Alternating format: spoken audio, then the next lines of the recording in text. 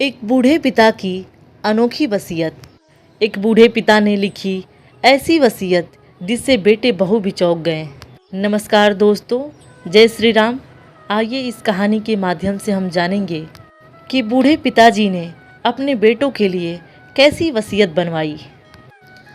रामलाल जी अपने कमरे में अपनी पत्नी जानकी के साथ बैठे हुए थे।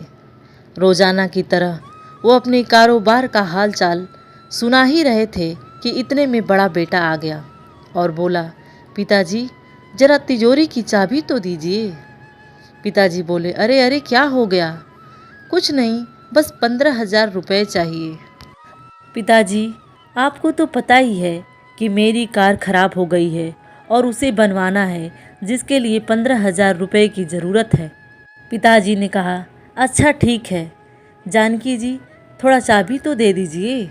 जानकी जी अपनी कमर में से चाबी का गुच्छा निकाल कर दे देती। बड़ा बेटा अभी जा ही रहा था कि इतने में छोटा बेटा भी आ गया। बाबूजी बच्चों की फीस भरनी है, मुझे 20,000 रुपये चाहिए। मेरी तनख्वाह अभी नहीं आई है, जब मेरी तनख्वाह आएगी तो मैं आपको वापस कर दूंगा। पिताजी सब जानते थे, सब समझते थे कि दोनों बेटे क्या कर रहे हैं, लेकिन फिर भी यही सोचकर चुप रह जाते कि क्या फ़र्क पड़ता है, यह दोनों अपने ही तो बच्चे हैं। वैसे तो रामलाल जी का मन बहुत ही सरल स्वभाव का था। वह जब अपने बच्चों से पैसे लेने का कारण पूछते तो बच्चे ठहाका मार के हंसने लगते और बोलते, क्या पिताजी आपको हम पर विश्वास नहीं है? जानकी जी हमेशा उन्हें टोकती कि बच्चों पर सब कुछ मत लुटाओ, परंतु रामलाल जी मानते नहीं थे। अरे जानकी जी, तुम तो जानती हो कि मेरे बच्चे मेरी जान है, लेकिन अपने बुढ़ापे के लिए भी तो कुछ रखना चाहिए। रामलाल जी बोले, अरे भाग्यवान, बुढ़ापे की चिंता मत कर। दोनों बेटे इतने होनहार हैं और हम लोग को इतना प्यार करते हैं, और जो हमने संस्कार दिए हैं उनके रहते हमें कोई दिक्कत नहीं आ सकती। जानकी जी चुप कर जाती हैं, लेकिन मन में कहीं ना कहीं विचार तो चलते ही रहते थे। सोचती, आप भी कितने भोले हैं। आज के ज़माने में अपने लिए कुछ ना कुछ अवश्य बचा कर रखना चाहिए। बेटे तो अपने हैं, लेकिन बहुएं तो पराई घर से आई हैं। और वैसे आपसे ज़्यादा मैं बहुओं को जानती हूँ। यह सब विचार करते हुए जानकी जी एकटक अपने पति को निहारने लगी। इतने में रामलाल जी ने चुटकी बजाते हुए उनकी विचारशीलता के क्रम को भंग कर दिया। जानकी जी अपने विचारों की दुनिया से बाहर आईं। रामलाल जी ने कहा, भाग्यवान, मुझे चाय मिलेगी या नहीं? मेरी चाय का समय हो गया है, या मैं खुद ही बना लूँ? रामलाल जी ने चुटकी लेते हुए कहा, मैं तुमसे अच्छा चाय बना लेता हूँ।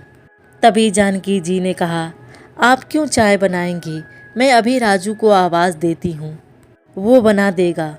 दरअसल राजू जानकी जी ने रसोई के कामों को करने के लिए और दूसरे कामों को भी करने के लिए एक 16-17 साल का लड़का नौकर के रूप में रखा हुआ था, ताकि बहुओं पर काम का बोझ न पड़े, और फिर इस उम्र में वे खुद भी ज़्यादा काम नहीं कर सकती थी। जानकी जी ने रामलाल जी से कहा, आपको चाय बनानी भी आती है?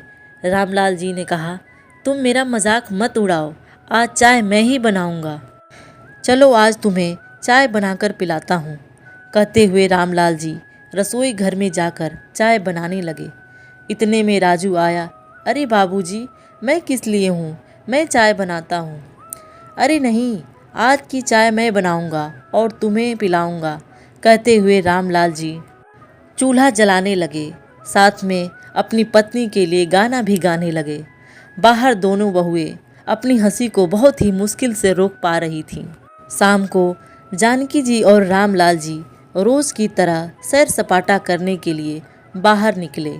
जानकी जी अपने आप पर बहुत भाग्यशाली होने का महसूस कर रही थी कि उन्हें रामलाल जी जैसा सुलझा हुआ इंसान पति के रूप में मिला।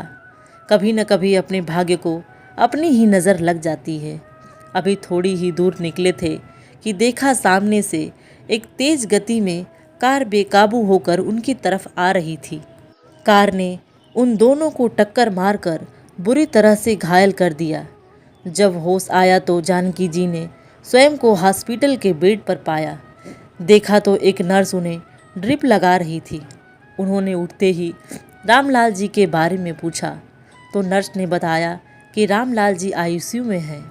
दरअसल उन्हें बहुत ज़्यादा चोट आई थी, जिस कारण उनकी हालत गंभीर बनी हुई थी। सुनते ही जानकी जी ड्रिप उतार कर एक तरफ फेंक देती हैं। चोट लगने के बावजूद उठ खड़ी होकर वहाँ चल पड़ी। आज दर्द में भी इतनी हिम्मत कहाँ थी जो उन्हें रोक पाता। नर्स और हॉस्पिटल के अन्य कर्मचारी उन्हें पीछे से आवाज़ लगा रहे थे और जानकी जी को जैसे कानों में सुनाई ही नहीं दे रहा था। सिर्फ और सिर्फ रामलाल जी की प्यार भरी बातें ही उनके कानों में गूंज रही थी। रामलाल जी को इतनी बुरी अवस्था में देखकर जानकी जी उन्हें देखती रह गईं। कुछ देर पहले जो रामलाल जी उनके साथ हंसते और बतियाते सैर पर निकले, वो आज हॉस्पिटल के बेड पर जख्मी हालत में बेसुध पड़े हुए हैं। जानकी जी खुद को संभाल न सकी। उठिए ना, देखिए आपके सहारे तो मैं जिंदा हूँ। आप ही तो मेरे दिल की भावनाओं को समझते हैं। अब आप ही इस तरह मुझे छोड़कर चले जाएंगे तो मेरा क्या होगा। कहते कहते जानकी जी ज़ोर ज़ोर से रोने लगी। उन्हें आईसीयू से बाहर ले जाया गया। आखिर उन्हें भी काफ़ी चोट आ गई थी। जानकी जी को हॉस्पिटल के बेड पर लिटा दिया गया और उन्हें आराम करने के लिए कह दिया गया। रामलाल जी की चिंता ही जानकी जी को खाए जा रही थी। आंखें बंद किए जानकी जी अपने पति के साथ बिताए हुए मीठे पलों को याद कर रही थी कि इतने में आवाज़ सुनाई पड़ी, बड़ी माँ। उन्होंने आंखें खोलकर देखा तो सामने राजू खड़ा था। जानकी जी ऐसी हालत को देखकर उनकी आंखों में आंसू आ गया। बोला, बड़ी माँ खाना खा लीजिए। जानकी जी इधर उधर देखने लगी। आसपास और कोई नहीं था। राजू बोला, सब लोग घर चले गए थे तो मुझे लगा कि आप हॉस्पिटल में अकेली होंगी, तो आपका हाल चाल जानने के लिए आ गया और आते आते थोड़ा सा खाना भी ले आया। बड़ी माँ उठिए, खाना खा लीजिए। बाबूजी जल्दी ही ठीक हो जाएंगे, आप चिंता मत कीजिए। राजू का स्नेह देखकर जानकी जी को कुछ हौसला मिला। उन्हें लगा कि उनके साथ कोई तो खड़ा है इस दुख की घड़ी में। इतने में नर्स अंदर आई और बोली, जानकी जी आपके पति को होश आ गया है। राजू उन्हें रामलाल जी के पास ले गया। रामलाल जी होश में तो थे, परंतु अपने हाथ पैर हिला नहीं सकते थे। यह देखकर जानकी जी दर्द से और चिंता से भर गईं, लेकिन अपने पति के सामने कमज़ोर नहीं पड़ना चाहती थी। इसलिए तुरंत अपनी पीड़ा अपनी आंखों में समेटकर रामलाल जी की ओर देखकर मुस्कुराई और बोली, भगवान का शुक्र है कि आप ठीक हैं। अब हम जल्दी ही अपने घर चलेंगे। तबीयत थोड़ी संभलने के बाद उन दोनों को हॉस्पिटल से छुट्टी मिल गई। वे दोनों घर तो आ गए, लेकिन रामलाल जी अब व्हील चेयर पर आ चुके थे। वहाँ चलने फिरने में असमर्थ थे। घर पर आने के बाद तो जैसे जानकी जी और रामलाल जी की जिंदगी ही पलट गई। जो लोग कभी घर के मुखिया हुआ करते थे, इस घर की रौनक हुआ करते थे, वे दोनों अब उपेक्षा की नज़रों से देखे जाने लगे। बच्चों को अपने माता पिता ही बोझ लगने लगे। रामलाल जी की दवा पानी सब जानकी जी ही करती थी। एक दिन राजू की किसी काम से बाजार गया था तो जानकी जी ने अपनी छोटी बहू से कहा, बेटा अपने बाबूजी के लिए कम नमक और मिर्च वाला थोड़ा सा दलिया बना दो। तो बहू ने टका से जवाब दिया, माँ जी हमें और भी बहुत सारे काम हैं और पिछले कुछ दिनों से जो घर की हालत चल रही थी, हम किसी पार्टी में भी नहीं गए। आप यह काम खुद कर लीजिए तो अच्छा होगा। कहते हुए पति तैयार होकर पार्टी में चली गई। कभी जानकी जी बेटों को दवा या फल लाने की कहती तो बेटे भी बहाना करके इनकार कर देते और बेटों का साथ देने के लिए बहुएं भी आ जाती। माँ जी कितना भी खर्च कर लो, अब बाबूजी ठीक नहीं होंगे, थोड़ा सोच समझकर खर्च किया करो। इन तीर भरी बातों से माँ का कलेजा छलनी हो जाता। मन ही मन वो भी जानती थी कि बेटों को यह सब सिखाने वाली बहुएं ही हैं। सोचने लगी कि यह बेटे इतने बदल गए, इनके खर्चों के लिए इनके पिता ने इनसे कभी नहीं पूछा और तिजोरी की चाबी देते रहे, और आज ये अपने पिता को दूध में पड़ी हुई मक्खी की तरह निकाल कर फेंक दिए। बेटे बहू की जली कटी सुनकर जब जानकी जी कमरे में आई तो देखा रामलाल जी की आंखें आंसुओं से भरी हुई थी। रामलाल जी जानकी जी को देखकर बोले, मैंने अपने दोनों बेटों को अपने दोनों हाथ समझा था, लेकिन मुसीबत में यही दोनों बेटे हमारी परवरिश को भी इनकार कर देंगे। मैं ये नहीं जानता था, लेकिन जानकी जी तुम मेरी चिंता मत करो, मैं बिल्कुल ठीक हूँ। अरे तिजोरी की चाबी कहाँ गई? यहाँ तो रखी थी। इधर उधर देखते हुए जानकी जी बोली। राजू जो पास ही खड़ा था सब बातें सुन रहा था। जानकी जी से बोला, अरे सुबह ही तो छोटी भाभी और बड़ी भाभी कमरे में आई थी, क्या पता वही चाबी ले गई हो। यह सब सुनते ही जानकी जी चौंक गई, लेकिन खुद को संभालते हुए बहुओं के पास पहुंची। बहू, वो तिजोरी की चाबी क्या तुम्हारे पास है? जानकी जी थोड़ा सकुचाते हुए बोली। बहुएं तो जैसे तैयार खड़ी थी चिल्लाने को। माँ जी, आप तो पैसा लुटाने में ऐसे लगी हुई हो जैसे पैसे पेड़ पे उग रहे हैं। अब तो आपके पति की कमाई भी नहीं रही, इसलिए पैसे को कैसे बचाना है यह अब हम अच्छी तरह से जानते हैं। अब वह चाबी आपको नहीं मिलेगी। बहुओं का बेशर्मी भरा जवाब सुनकर जानकी जी उन्हें हैरानी से देखते रह गईं। अगले दिन जानकी जी जब सोकर उठी तो देखा रामलाल जी को थोड़ा बुखार था। जाकर बेटों से कहा, तुम्हारे बाबूजी को हॉस्पिटल लेकर जाना है, उन्हें बुखार हुआ है और रूटीन चेकअप भी करवाना है, तो गाड़ी लेकर चलो। इतने में छोटे बेटे का जवाब था, गाड़ी में पेट्रोल नहीं है। आपको तो पता ही है कि घर के पैसों की कितनी तंगी चल रही है, ऊपर से बाबूजी का सब काम धंधा छोड़कर घर बैठ गए हैं। इतने में बड़ा बेटा आया और बोला, माँ आप समझती क्यों नहीं, हम लोग नौकरी पेशा हैं, इतना समय नहीं होता कि फालतू के कामों में अपना समय व्यतीत करें। राजू को बोलकर ऑटो वाला बुला लो और चले जाओ बाबूजी को लेकर। जानकी जी अपमान का घूंट पिए चुपचाप खड़ी थी। उन्होंने उस समय कुछ नहीं बोला। इतने में राजू ने आवाज़ लगाई, आइए बड़ी माँ, मैं ऑटो वाले को बुलाकर आया हूँ। जाते हुए जानकी जी ने राजू से कहा, पर बेटा मेरे पास तो पैसे भी नहीं हैं। बचे दवा और फल लाने में सारे पैसे खत्म हो गए। तनख्वाह में जो भी कुछ बचे थे वो पूरे हो जाएंगे या नहीं। राजू बाबूजी की व्हीलचेयर को सरकाते हुए ले गया और कहने लगा, तुम चिंता मत करो बड़ी माँ। राजू नौकर था, लेकिन जानकी जी को और रामलाल जी को कभी महसूस नहीं होने दिया कि वह नौकर है। वह उनके बच्चों से भी बढ़कर उनकी सेवा करता। जानकी जी कहने लगी, मुसीबत में जब अपनों ने पल्ला झाड़ लिया तब तूने अपनों से भी ज़्यादा हमारा ख्याल रखा। तब राजू बोला, बड़ी माँ मेरे बचपन से ही माँ बाप नहीं थे, मेरी दादी ने ही मुझे पाल पोस कर बड़ा किया।